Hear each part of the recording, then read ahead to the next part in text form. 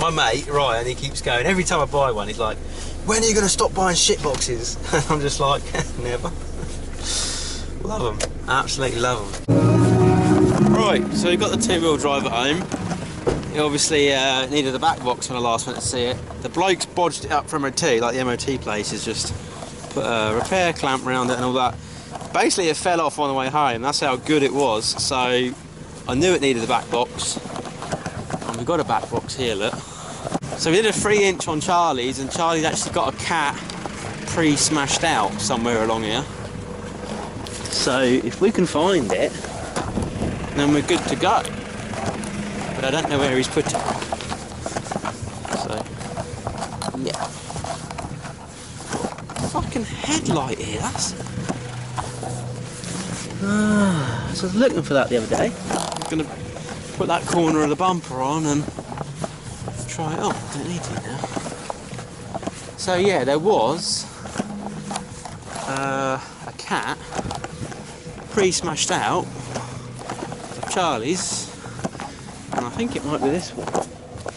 I'm hoping it's this one. Looks like it.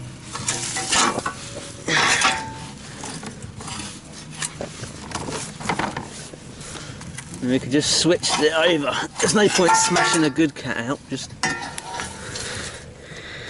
that sounds pretty hollow.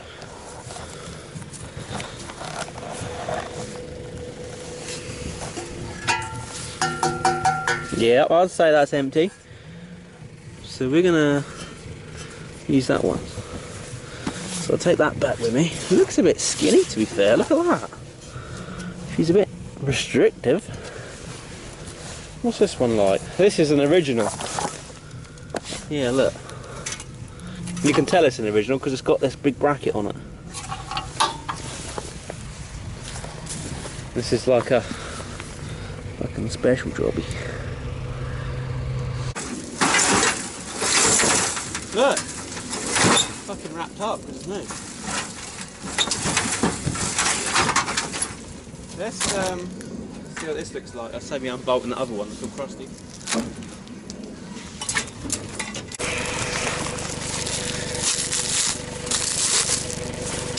So yeah, I'll just visually check the cam belt and see that it's still there and not frayed to shit.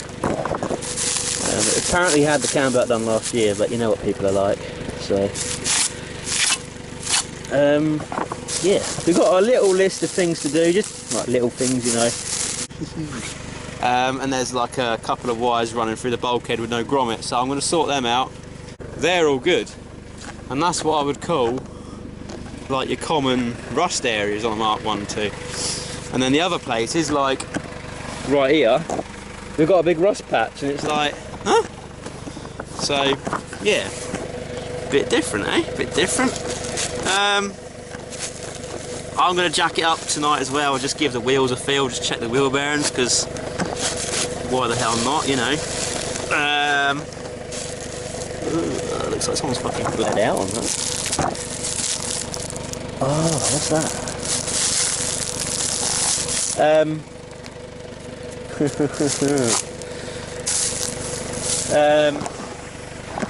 Yeah, so that's what we're going to do.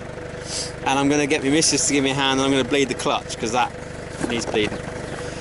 Also going to get one of these spare tyres and throw it in the back for the time being. I'm not sure it's going to even fit on it if I break down, but it'd be good to have something rather than nothing, you know.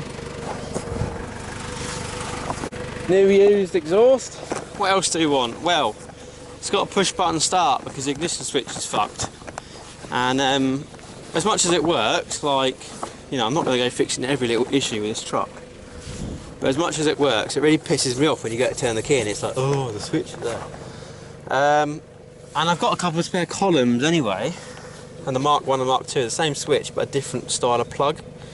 So one plug's got like, you know, a bit here, and one bit here. And the Mark 2's got like one big bit. All the same pins and everything, just different plastic bit. And yeah, so because I've got a Mark 1 steering column here and what have you, I am going to have a little nosy and pinch the ignition switch off of it. Because yeah, it's used, but that one worked fine, so I'll bang that on there, I'll bang this second-hand exhaust on there. It's like our own scrapyard. pull apart. She's jacked up, look. So, you can't do that with a four-wheel drive, can you? Not with a normal jack. That bit's all good. We're just going to undo them. I was like doing WD this morning. But like, yeah, okay, the chassis is a little bit brown, but she's not too bad. And there's your cat. Back of the gearbox, look, you got some sort of like, what's that? It's weird, isn't it? Never seen one of them before. And the back box, oh yeah, look. That's good. So as you can see, the back end's a bit shitty. He's welded it up and put some sort of mastic or seam sealer or something on that bracket. So I'll probably end up redoing that. But the actual chassis is quite funny. The bed's obviously like rusty as fuck. Proper rusty. But when you look at the top of the chassis, it's like, mate, it's not in bad nick. You know? Look at those fuel pipes, look. On a four-wheel drive, they'd be crusty as fuck, but they've still got the original, like, grey covering on them. So like I was saying earlier, she's rough, but she's not. If you know what I mean. She looks rough, and she did need a lot of work, which is why I was trying to bargain that bloke down. But under the skin, she's probably solid than most trucks I've looked at. Admittedly, look, core support's got a bit of an issue.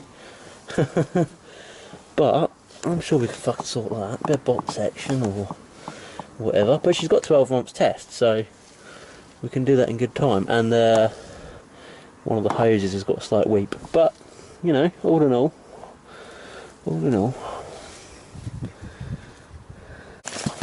two-wheel drive.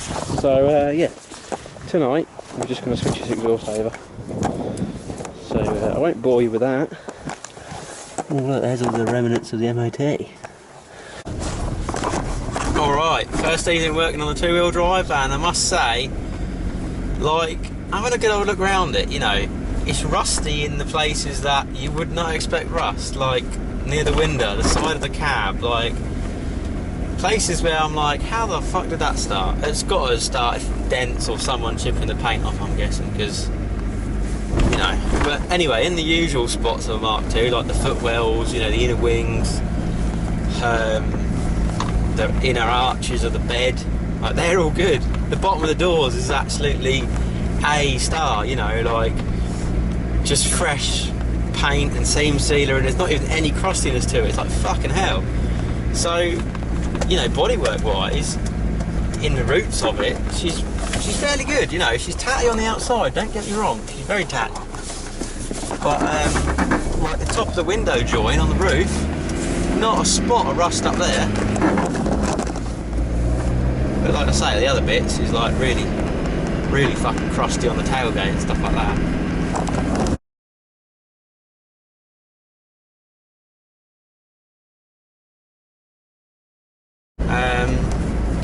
And then I went to go bleed the clutch, and I'm bleeding the clutch, and got my missus to help me. And I'm like, it's still not getting better, it still feels terrible, but there's no air bubbles coming out, and I've chucked like, you know, half a litre of fluid through, so she's all fresh.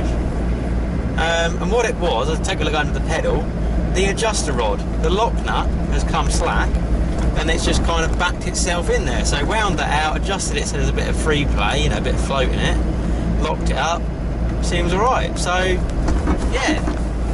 I found a big bit of twin core cable and like a coax lead, so some old boy must have had a CB or something up there, and I was just about to rip out the coax, and I thought, no, that might come in handy, you know, so let's coil that up and keep it somewhere, and then I can always jam my little walkie-talkie on there. Give it a go.